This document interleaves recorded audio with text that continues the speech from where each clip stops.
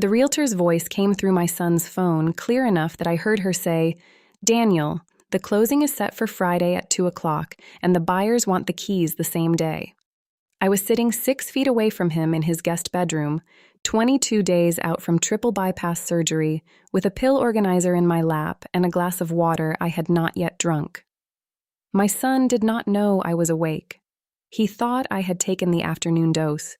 He thought I was still floating somewhere above the ceiling fan, the way I had been for most of 3 weeks. My name is Eleanor. I am 71 years old. I raised this boy by myself after his father died when he was 9. I worked 2 jobs. I skipped meals so he could eat. I paid every cent of his medical school tuition with money I did not have.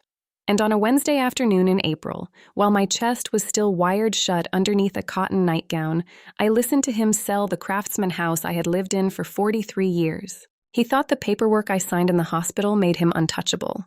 He did not know about the folder in my attorney's office. He did not know what I had done 2 years before any of this began. What he was about to learn would cost him his practice, his license, and every Sunday phone call for the rest of his life. I am going to tell you exactly how it happened. The first thing Daniel did when he brought me home from the hospital was take my purse. He said it was for safekeeping. He said the medication made people lose things. He set it on the top shelf of the hall closet, behind the Christmas linens, where a woman with a 6-inch incision down her sternum could not reach. I noticed. I did not say anything. That is the first thing you should know about me. I notice, and I do not say anything, until the moment I do. His wife, Brittany, was the one who set up the guest bedroom. She put a baby monitor on the dresser. She said it was so they could hear me if I needed water in the night. The little green light blinked at me from across the room while I pretended to sleep. Brittany had a way of speaking to me that I want you to understand, because it matters later. She called me sweetheart. Not honey, not mom. Sweetheart. The way you say it to a dog who has wet the rug. Eleanor, sweetheart, do you need your pills? Eleanor, sweetheart, the soup is on the tray. Eleanor, sweetheart, we need you to sign this one more thing. The one more thing was a durable power of attorney. They brought it to me on day 4, when I was still on the heavy painkillers, when my hand could barely hold the pen. Brittany leaned down close to my ear. Her voice dropped half an octave the way it always did before she said something she had practiced. Sweetheart, this is just so Daniel can pay your water bill while you rest. I signed it. My handwriting that day looks like a child wrote it left-handed in the dark. That signature is the first weapon you need to remember. Hold on to it. For the first 2 weeks at their house, I mostly slept. I dreamed about my kitchen on Maple Avenue, the cabinets my husband, Frank, built the year before he died, the cast iron pan I had been seasoning for 38 years, the brass mail slot in the front door that always stuck in summer. Daniel came in 3 times a day with pills and broth and a kind of cheerfulness that did not match his eyes. He sat on the edge of the bed and patted my hand. He told me everything was going to be fine. He told me to rest. On day 21, I started rinsing my pills down the bathroom sink. I cannot tell you exactly when I knew something was wrong. Maybe it was the 3rd time Brittany asked me where I kept the deed. Maybe it was when I heard her on the back porch saying, she won't even notice for another month. Maybe it was the morning I saw a man in a polo shirt taking pictures of the spare bedroom, and Daniel told me he was an insurance adjuster. Probably it was the polo shirt. I have been a school teacher for 41 years. I know a liar when I see one. 3 days after the polo shirt, I started keeping my reading glasses on the nightstand instead of in the drawer. I started leaving the bedroom door cracked open half an inch. That is when I heard the call. Daniel was pacing in the hallway. Friday, he said, 2 o'clock. Yes, she's signed everything. No, she will not be present. She is staying with us through the summer. There was a pause. Then he laughed, a short, embarrassed laugh. He said, between you and me, she does not know yet. I felt my chest tighten in a way that had nothing to do with the surgery. Stay with me. I know this is hard to hear. If you have ever lain still in a strange bed and listened to your own child plan your life like you were furniture, you already know what came next. I had to lie there for another 9 minutes until he hung up. I counted them on the bedside clock. When he came in to check on me, I was facing the wall. Eleanor, sweetheart, Brittany said from the doorway behind him. "Are you awake?" I said no. She laughed. She thought that was funny. The next morning I asked for my purse. Daniel said it was downstairs. He brought it up after lunch. The cash inside was untouched, but the small, zippered pocket where I kept my attorney's business card was empty. I knew it had been there because I had checked it the night before they drove me home from the hospital. I did not say anything about the card. I asked Daniel if he would drive me to the pharmacy in the morning to pick up a refill. He said of course. While he was in the shower, I used the kitchen phone to call my attorney, Marvin Caldwell. Marvin has been my lawyer for 18 years. He drew up the trust in 2024. He knew exactly who I was the second I said my name in a whisper. I told him 3 sentences. He told me 5 words. Eleanor, do not sign anything. I told him I already had. He said, then I need to see what you signed, and I need to see it today. I told him I was being watched. He said, then we are going to be careful. Before I tell you what came next, I want you to pause with me for a moment. If you have ever sat in a house that used to belong to you and listened to people in the next room treat you like a problem to be moved, you already know the exact temperature of what I felt that morning. It is colder than you would think. Stay with me. The folder is almost on the table. Marvin sent a paralegal named Denise to the house that afternoon. She came in carrying a clipboard and a clergy visitor badge from a hospice in Modesto.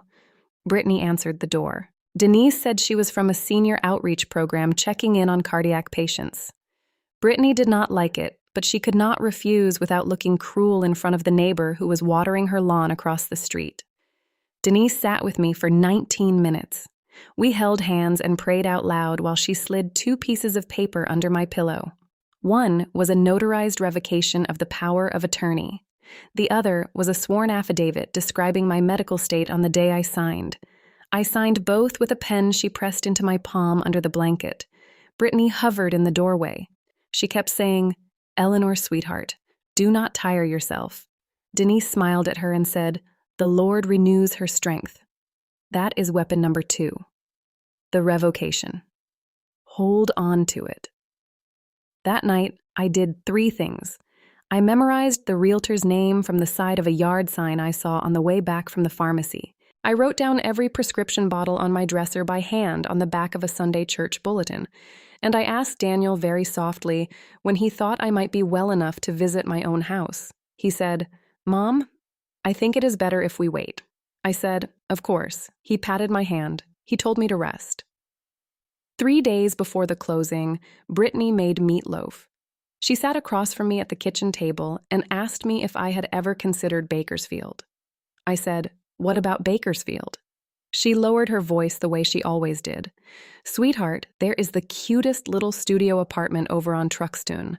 Ground floor, no stairs, the kind of place where you would not have to worry about anything ever again." Daniel was looking at his plate. I said, "Who would be paying for this studio apartment?" Brittany smiled. She said, "The proceeds." I said, "The proceeds of what?" Daniel set his fork down. He said, "Mom, the practice is in trouble. We need the equity in the house. It is the only way." I asked him how much he had borrowed against the practice. He said $340,000. He said he had a partner who pulled out in February. He said the bank was calling every other day. He said if we did this together, we could all be on the other side by Christmas. Brittany reached over and patted my hand. "Sweetheart, you raised him to be a doctor. Now it is his turn to take care of you. I want you to hear this clearly." There were 4 things I noticed about Brittany at that table. She used my husband's pet name for me twice in one sentence. She had already packed 3 boxes from the upstairs guest room. She kept glancing at a folder on the counter behind Daniel's elbow, and she was wearing my mother's pearl earrings. I had not seen those earrings since before the surgery. I said, "When is the closing?" Brittany did not flinch. She said, "Friday at 2. I said, "That is very soon." Daniel said, "Mom, it is going to be all right." I said, "Of course." That night, I called Marvin from the bathroom with the fan running. I told him about the closing. I told him about the earrings. I told him about Bakersfield. He said, "Eleanor, the trust is rock solid. He cannot sell what he does not own." The deed was transferred in 2024. Your granddaughter, Hannah, is the sole beneficiary.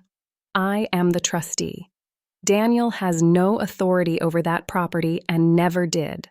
I said, then how is the closing happening? Marvin went quiet for a long moment. Then he said, he must have forged something. Probably the trust revocation, probably your signature on a quitclaim. We will find out Friday. I said, what do you want me to do? He said, be there. I said, in the room. He said, in the room.